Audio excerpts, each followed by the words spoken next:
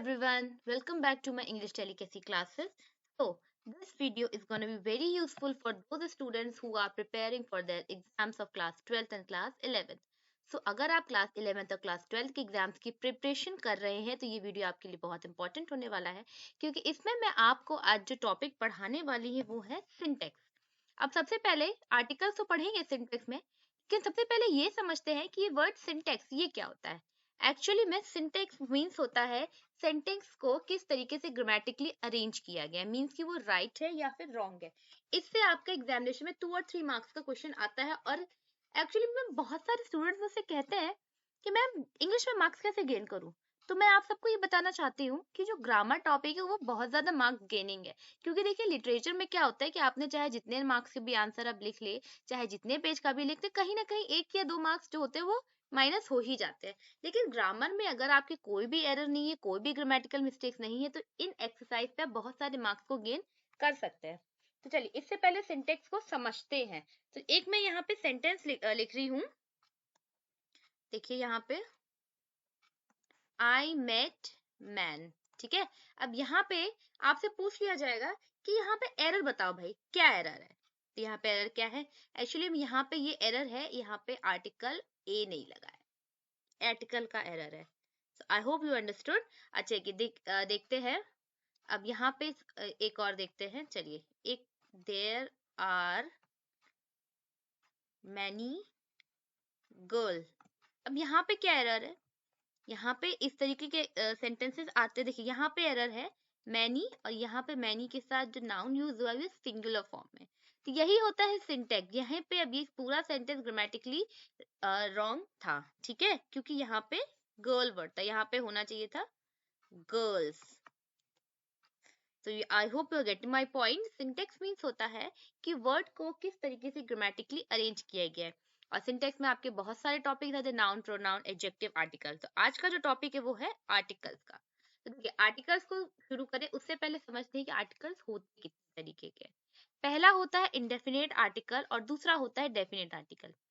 Indefinite, indefinite के नाम से ही आपको समझ में आ रहा होगा कि इनडेफिनेट मीन्स क्या होता है, मीन्स की अनिश्चित, ठीक है। इनडेफिनेट मीन्स होता ही है अनिश्चित, अनिश्चित होता है इनडेफिनेट। मीन्स कि जब कोई नाउन या फिर प्रोनाउन हमारे लिए अनिश्चित हो, हम उसे जानते ना, वो कोई भी एक एक्स वाई जेड कोई भी हो सकता है, तो फिर वहां पे आर्टिकल ए या फिर एन यूज होता है।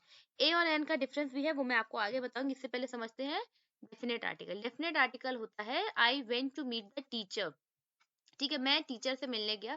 देखिए थोड़ा सा मिस्टेक है, मैं यहाँ पे देख लेती हूँ, ऑफ माई सन, ठीक है। मैं अपने बेटे की टीचर से मिलने गई। अब यहाँ पे टीचर कोई भी कैसे हो सकता है, एक पर्टिकुलर टीचर की यहाँ बात हो रही है जो कि मेरे बेटे को पढ़ाती है।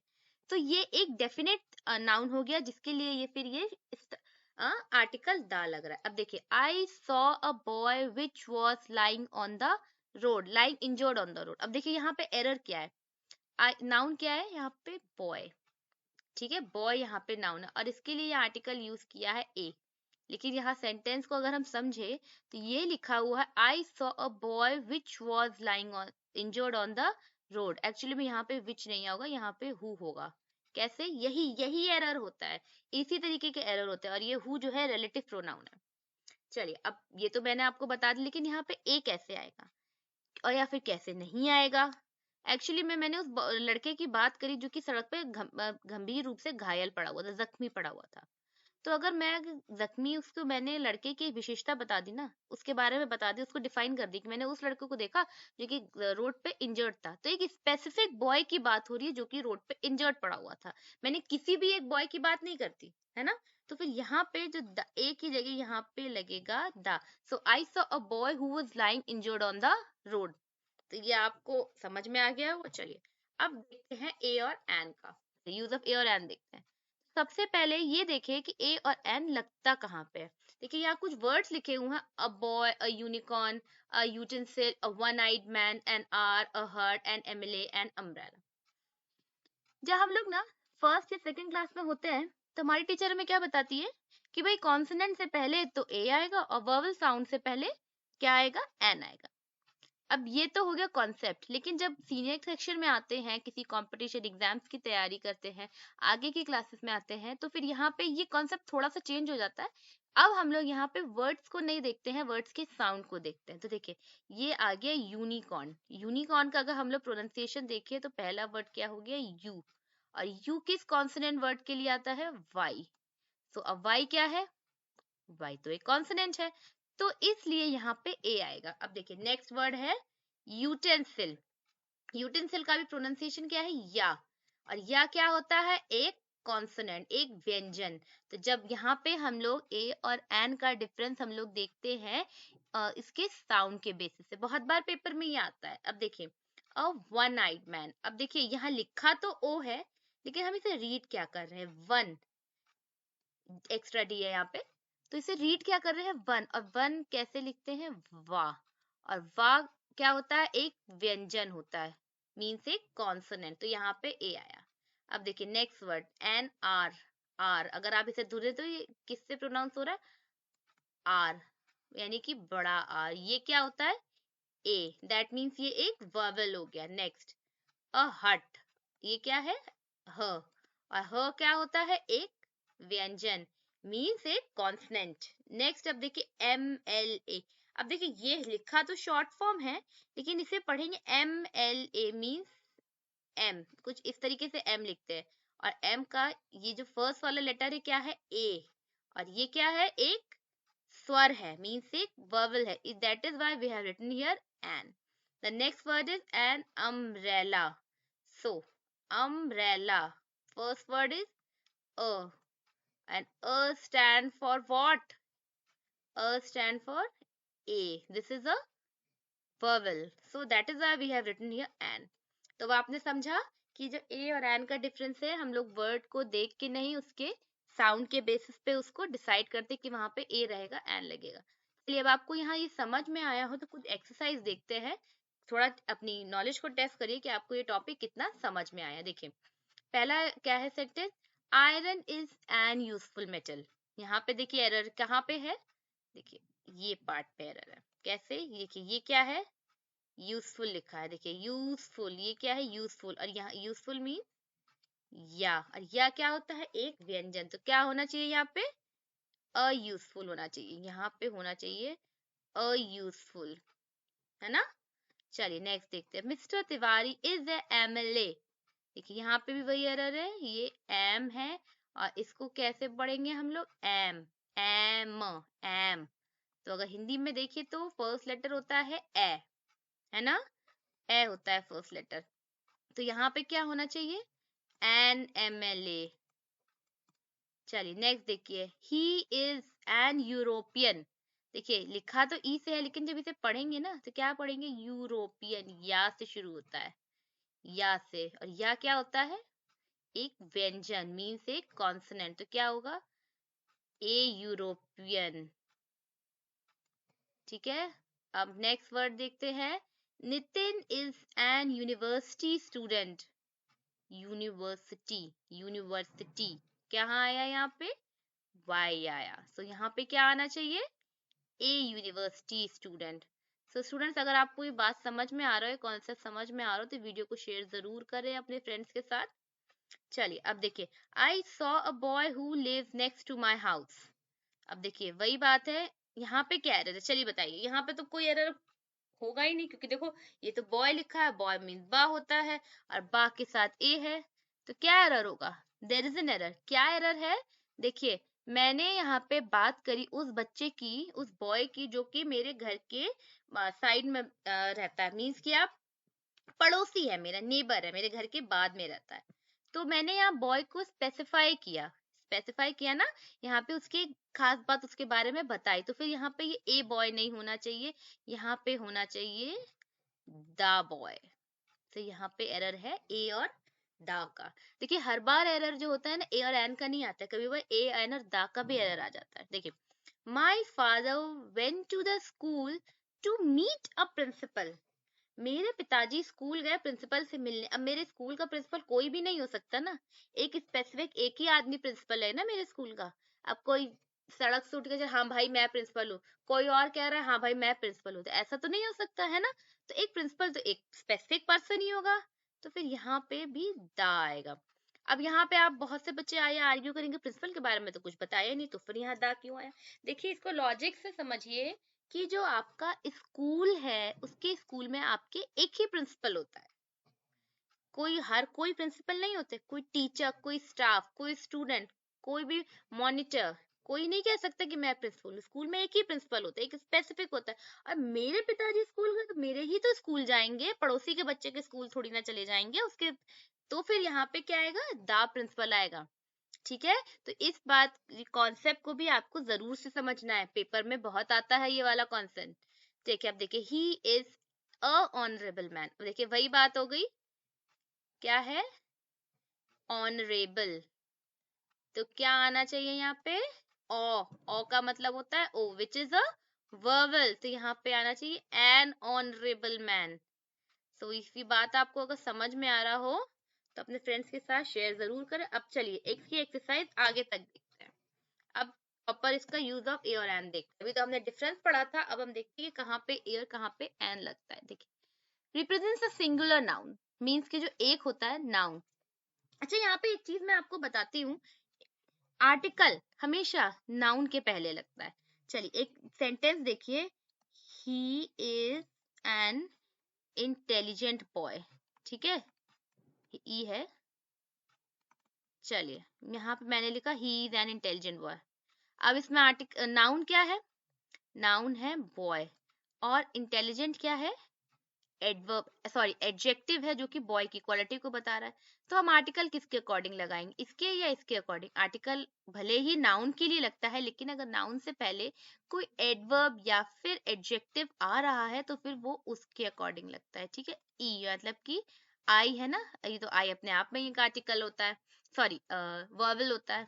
So he is an intelligent boy. अच्छा अब मैंने नेक्स्ट सेंटेंस लिखा,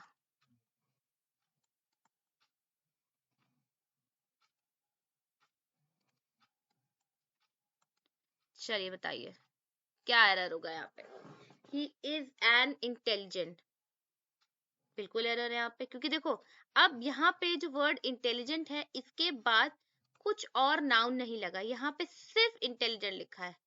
कई बार हम लोग कहते हैं she is very beautiful, they are very clever, they are humorous, हम लोग उनकी किसी की क्वालिटी बताते।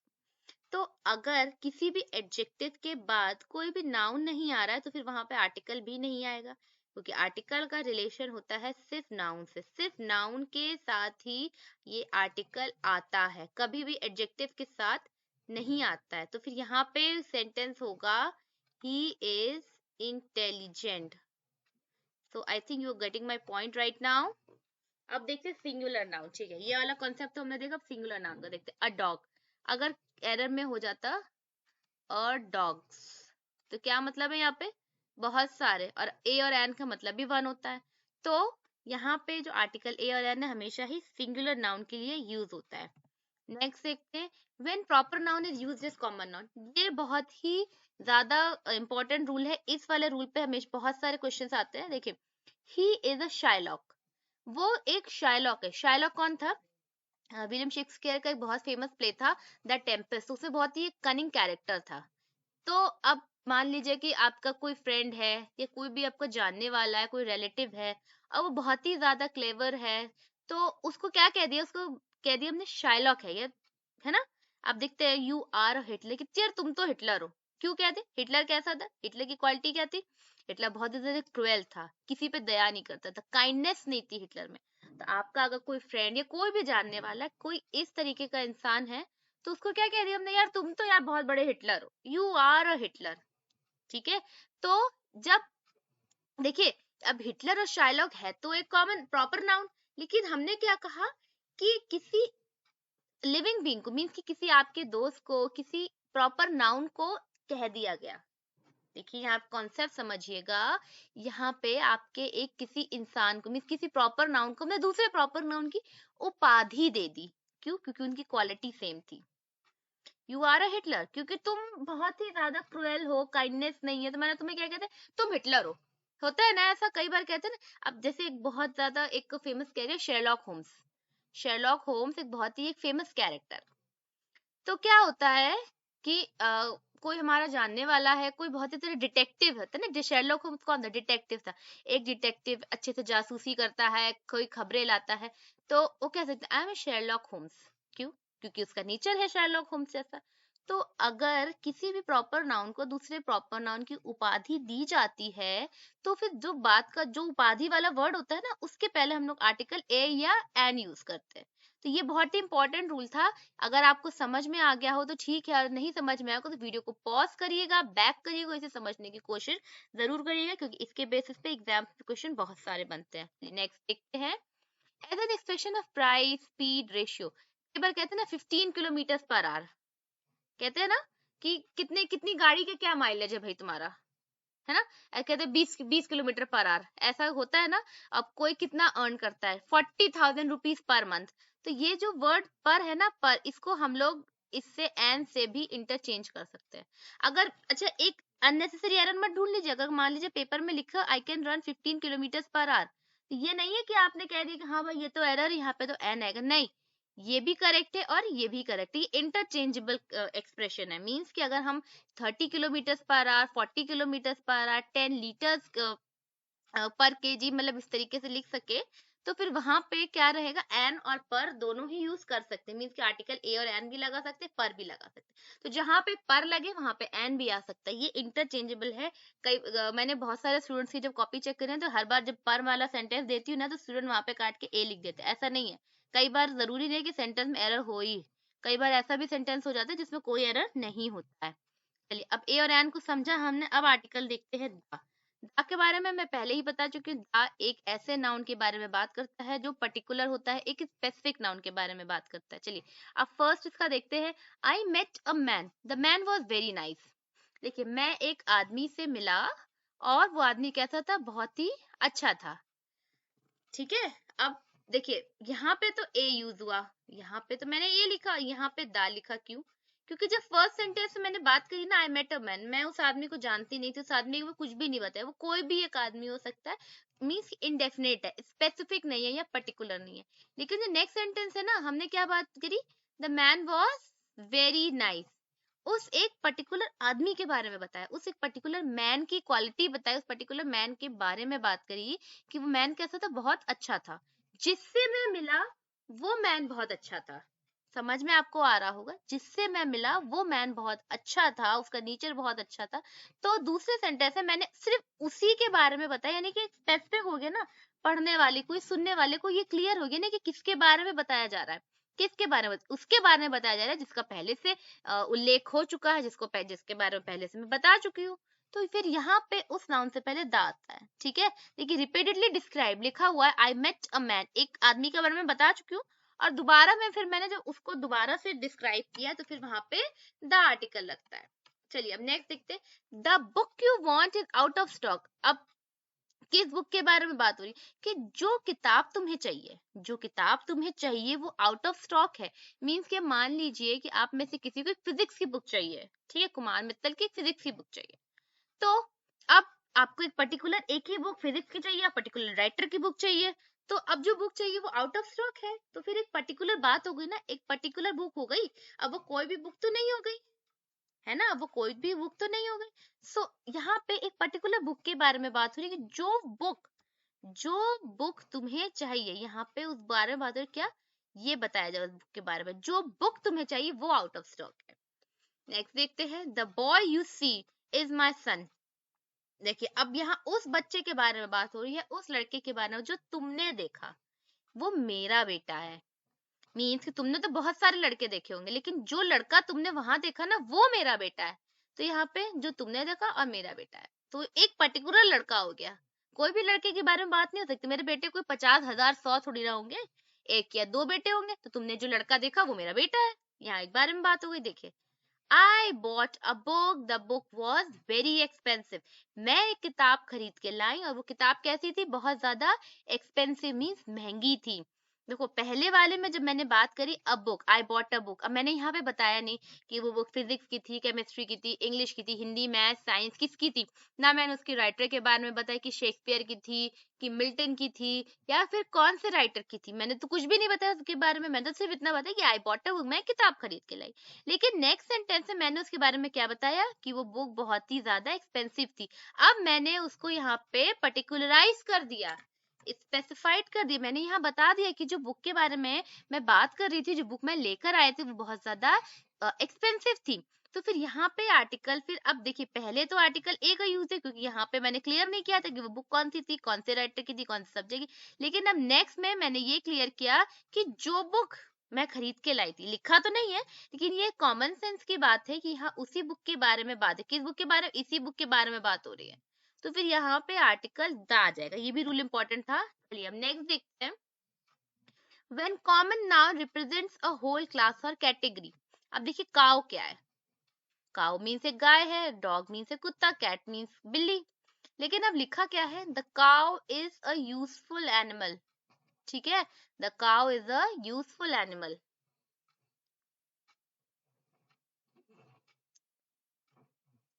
अब यहाँ पे देखिए the cow is a useful animal.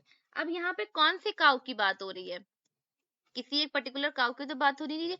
यहाँ पे ये जितनी भी काउ है, वर्ल्ड की जितनी भी काउ है, हम यहाँ पे उसके बारे में बात कर रहे हैं। ठीक है, मीन्स कि जितनी भी जो काउ इंडिया में है, जो अमेरिका में है, जो चाइना में है, जो स्पेन में है, जहां जहां भी काउ है वो सब यूजफुल है। कोई भी काली, भूरी, गोरी, जितनी भी काउ है, कोई भी काउ का कलर, क्रीड कुछ भी मेंशन नहीं है।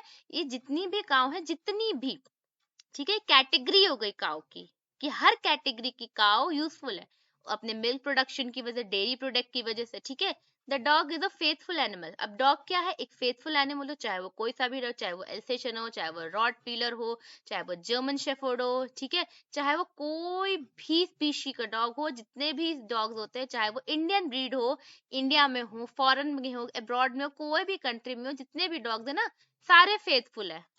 तो यहाँ पे जो द डॉग वर्ड है, ये पूरी कैटेगरी को बता रहा है कि काला, गोरा, भूरा, नीला, जितने भी डॉग्स हैं वो सारे के सारे फेथफुल हैं। अब देखिए द कैट लव्स कंफर्ट। आप लोग ने कैट को देखा है, अक्सर क्या करती है कि जहाँ पे उसको बड़ा अच्छा सा बिस्तरा या गद्दा दिखेगा ना, सॉफ्ट सा, वो वहीं जाके बहल जाएगी, वहीं जाके बैठ जाएगी। कई बार ऐसा होता है कि जब रात को आप सो गए, खिड़की कोई खुली है, सर्दी का टाइम है, आप कैट को देखिए तो कई बार आपकी रजाई के ऊपर होगी। तो क्या है, बिल्ली को कंफर्ट पसंद है हमेशा से, जितनी भी कैट्स होती है सबको कंफर्ट पसंद है, चाहे वो यहाँ की हो, चाहे वो कहीं की भी हो, जैसी भी कैट हो, मोटी पतली जैसी भी कैट हो, इंडिया की हो, अमेरिका की हो, पाकिस्तान की हो, जहाँ की भी कैट हो, हर एक कैट को कंफर्ट पसंद ही पसंद है। तो फिर यहाँ पे कैट वर्ड जो है एक सिंगुलर कैट को डिनोट नहीं कर रहा है, ये पूरी एक क्लास को डिनोट कर रहा है। इनफैक्ट ये जो तीनों वर्ड है ना, कैट, डॉग और ये काउ, ये सब एक क्लास और एक कैटेगरी को बता रहे हैं। तो जब एक कॉमन नाउन की बात इस तरीके से की जाती है कि वो पूरे एक क्लास को, मीन्स की पूरी कैटेगरी को बताएं, तो फिर वहां पे ए लगता है। ठीक है, अब ये आई होप कि आपको समझ में, देखिए मैं आपसे बार बार कह रही हूँ कि अगर आपको कुछ भी समझ में नहीं आता है, आप वीडियो को पॉज करें, उसको थोड़ा सा बैक करें, फिर उसको समझे। क्योंकि ये जो कॉन्सेप्ट है ना, देखने में तो बहुत इजी लगते हैं, लेकिन जब हम इनकी एक्सरसाइज अटेम्प्ट करने जाते हैं ना, तब पता चलता है कि ये इजी है या टफ है। चलिए हम नेक्स्ट देखते हैं। If direction is followed by preposition. अब देखिए डायरेक्शन कौन से होते हैं, नॉर्थ, ईस्ट, वेस्ट, साउथ, चार डायरेक्शन होते हैं। अब देखिए इसको एग्जाम्पल देखिए, he is coming from the south, देखिए साउथ लिखा है और ये फ्रॉम लिखा है।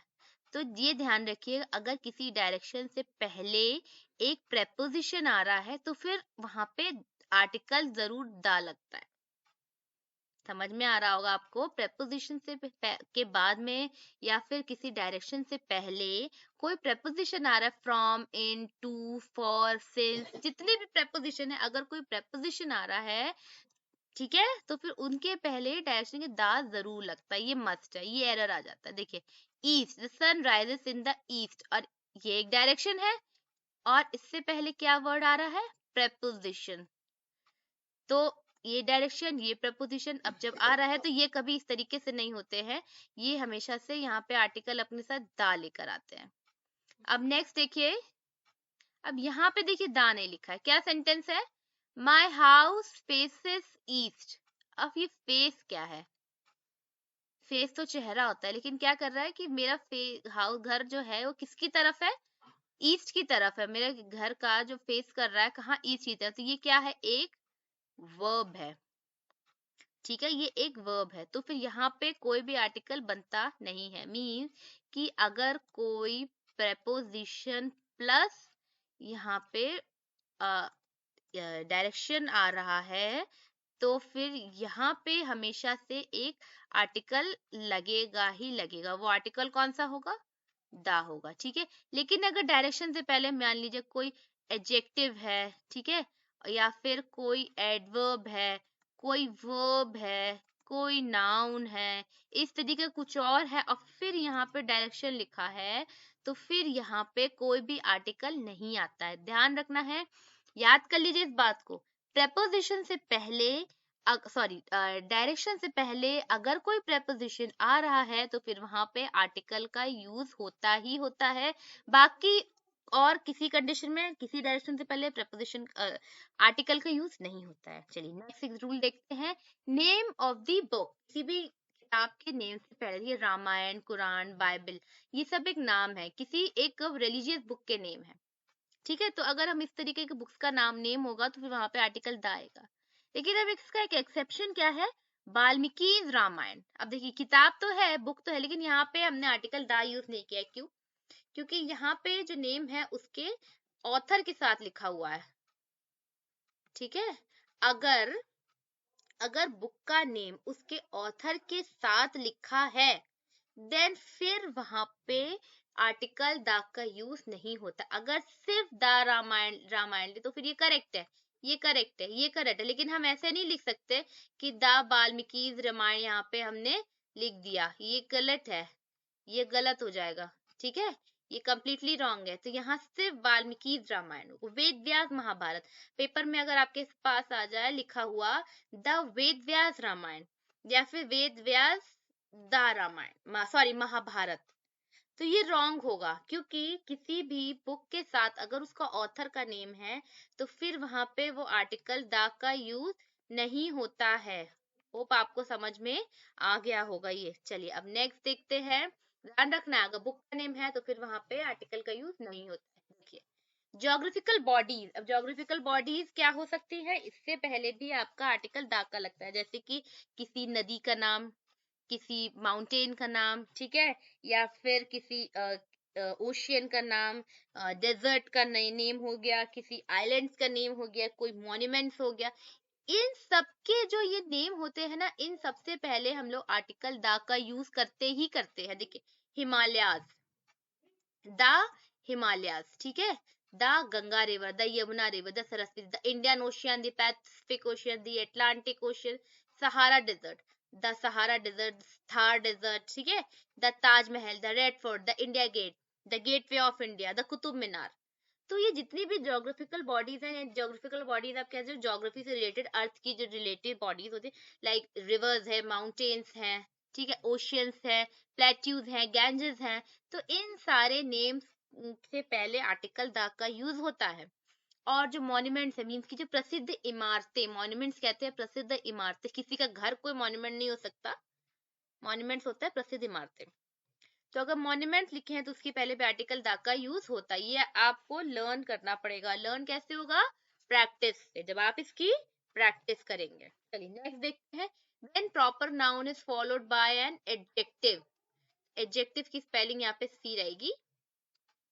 अब देखिए कभी प्रॉपर नाउन से पहले तो हम लोग आर्टिकल यूज करते ही नहीं है, ठीक है। अगर हम कहे द शेक्सपियर, तो वो तो फिर करते हैं, द ग्रेटनेस को बताते हैं। लेकिन अगर किसी प्रॉपर नाउन से पहले, द शेक्सपियर एक नेम है, विलियम शेक्सपियर, यहाँ पे एक एडजेक्टिव आ गया ग्रेट, क्वालिटी बताने के लिए, तो फिर यहाँ पे दा लगेगा। इमॉर्टल गांधी जी, ये एक प्रॉपर नाउन है, ठीक है।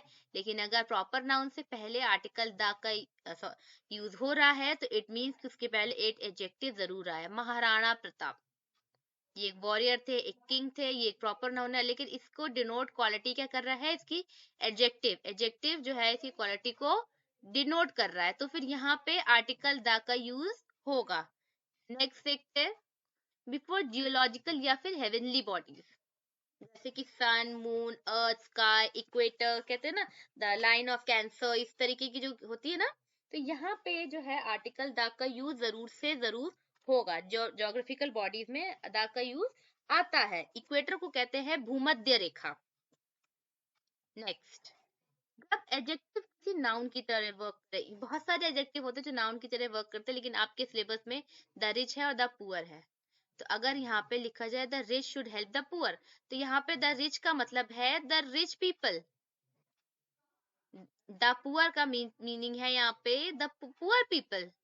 The rich people should help the poor people, the rich should help the poor, ये भी करेक्ट है। अगर इसमें एरर कैसे आता है जानते हैं, यहाँ पे आपके पास द नहीं लिखा होगा, सिर्फ लिखा होगा रिच शुड हेल्प पुअर, या फिर rich should help the poor, या the rich should help poor, means कि यहाँ पे किसी ना किसी एक से पहले द गायब कर देंगे। और फिर आपसे पूछेंगे बताओ भाई एरर क्या, गलती कहाँ है, तो गलती इसी पार्ट में है। जब भी कोई भी एडजेक्टिव एज अ नाउन की तरह वर्क करे, मींस कि दो ही हैं आपके सिलेबस में, रिच और पुअर। अगर रिच और पुअर लिखा है तो ये दो ही है, यही आएंगे आपके सिलेबस में, इसी से रिलेटेड आते हैं। तो बहुत कम चांसेस होते हैं किसी और एडजेक्टिव के, लेकिन यही दोनों मेन आते हैं। तो the rich should help the poor, ठीक है, ये आपको ध्यान रखिए, याद ही कर लीजिए आप। सुपरलेटिव डिग्री ऑर्डिनल्स, अब पहले तो मैं आपको बताती हूँ, नंबर दो तरीके के होते हैं, एक होते हैं ऑर्डिनल नंबर और दूसरे होते हैं कार्डिनल नंबर। ठीक है, देखिए ऑर्डिनल नंबर्स होते, ऑर्डिनल्स कौन से होते हैं, फर्स्ट, सेकेंड, ठीक है, थर्ड, फोर्थ, इस तरीके के जो नंबर होते हैं ना, ये ऑर्डिनल नंबर होते हैं। और कार्डिनल होते हैं ये वाले, 1 2 3, सेंटेंस में जब इस तरीके से लिखा हो ना, 4 5, ये होते हैं कार्डिनल नंबर। तो जब भी कोई ऑर्डिनल नंबर या कोई सुपरलेटिव डिग्री लिखी हो, तो उससे पहले एडजेक्टिव द का जरूर आएगा। देखिए, he is the best player, देखिए बेस्ट लिखा है ना, दैट मीन्स कि ये एक सुपरलेटिव डिग्री है। बेस्ट क्या होती है, सुपरलेटिव डिग्री होती है, आपने पढ़ा होगा गुड, बेटर, बेस्ट। ठीक है, तो यहाँ हर सुपरलेटिव डिग्री से पहले आर्टिकल द का यूज होता है। और first, second, third, fourth, fifth, six, seventh, eight, ये होते हैं ऑर्डिनल नंबर। इससे रिलेटेड एरर अक्सर आता है पेपर में, ऑर्डिनल नंबर से पहले हमेशा ही आर्टिकल द लगेगा। चलिए, ये आपको समझ में आ गया होगा, इजी था, थोड़ा सा याद भी करना पड़ेगा। अब देखिए, इसका एक बहुत ही, the when adverbs are used in comparative degree, ये तो बड़ा अच्छा है, इसको आप रट ही लीजिए। The sooner the better, the higher you go the cooler you fall, the more you get the more you want। जब इस तरीके के सेंटेंस का स्ट्रक्चर आए ना, तो जो ये वाला वर्ड होता है, ये वाला, इससे पहले दा लगता है, और जो कॉमा के बाद में जो ये वाला वर्ड होता है ना, इससे पहले दा लगता है, ये सारे एडवर्ब है। देखो, जितना ऊपर आप जाएंगे उतना ही ठंडक आपको फील होगी। तो इसको आप ऐसे भी कह सकते हैं, दो काम एक साथ हो रहे, पैरेलल वर्स में हो सकते हैं। ठीक है, देखो जितना ऊपर जाएंगे उतना ठंडक लगेगी, तो जितना मिलता जाएगा, द मोर यू गेट, जितना आपको मिलता जाएगा, द मोर यू वांट, उतना ही ख्वाहिशें बढ़ती जाएंगी, उतना ही आपको चाहिए होगा। तो जब इस तरीके के सेंटेंस का स्ट्रक्चर आता है, तो फिर वहां पे दा जरूर लगेगा। ये थोड़ा सा याद करने की, रटने की चीज है, बहुत ईजी है, ये स्ट्रक्चर हमेशा से ध्यान रखना है। चलिए नेक्स्ट। अच्छा, ये बड़ा कॉमन सा है, वो ए वाला और ये दा वाला। अभी मैंने एक आर्टिकल में भी रूल पढ़ाया था, इसमें बच्चे अक्सर कंफ्यूज करते कि ये तो वही है, लेकिन ये वो नहीं है। देखिए, Kalidas is the Shakespeare of India, एक तो ये मैंने कहा यू आर ए हिटलर, क्या फर्क है, यू आर ए हिटलर, तो यू क्या है, यू तो एक कॉमन सा वर्ड है ना, कोई फेमस पर्सनैलिटी नहीं है, कोई फेम नहीं है, कुछ नहीं है। लेकिन कालिदास भी एक पोइट है ना, और शेक्सपियर भी एक पोइट है, दोनों पोइट है। कालिदास भी एक बहुत ही अच्छे राइटर हैं, और शेक्सपियर भी एक बहुत ही अच्छा राइटर, तो इसकी दोनों की क्वालिटी कॉमन हुई, और इसके बेसिस पे इनको इंडिया का शेक्सपियर कह दिया गया। कश्मीर भी एक प्लेस है, स्विट्जरलैंड भी एक प्लेस है, दोनों कूल प्लेस है, ये भी कूल प्लेस है। ठीक है, यहाँ भी ब्यूटीफुल है, यहाँ भी, ये भी बहुत ज्यादा ब्यूटीफुल है, तो इसकी क्वालिटी सेम है, तो इसलिए कश्मीर को इंडिया का स्विट्जरलैंड कहा गया है।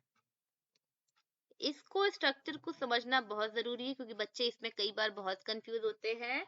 इसमें ऐसे आप समझ सकते हैं कि दोनों चीजें जो दोनों लिखी गई हैं वो सेम होती है, प्रोफेशनली सेम होती हैं, उनका स्ट्रक्चर सेम होता है। तो ज्यादातर पेपर में इस तरीके के सेंटेंसेस आते हैं, इस तरीके के सेंटेंसेस आते हैं। Kalidas is the Shakespeare of India, Kashmir is the Switzerland of India. समझ में आ गया होगा आपको। तो इस तरीके का जब आता है ना, तो ये दूसरा वाला जो वर्ड है ना, इसको कॉमन बना दिया गया है, और यहाँ पे फिर आर्टिकल दा लग जाएगा। समझ में आया? यहाँ पे आर्टिकल दा लग जाएगा। Next, after both and all, ये बहुत इजी है। बोथ एंड ऑल के बारे में बाद में दा लगता है, लेकिन इसका भी एक एक्सेप्शन है। देखिए, मैंने कहा all of you must do the work. अब यहाँ पे बहुत से बच्चे कहेंगे यहाँ पे तो अभी आपने मैम बताया था दा है, यहाँ पे तो दा नहीं है।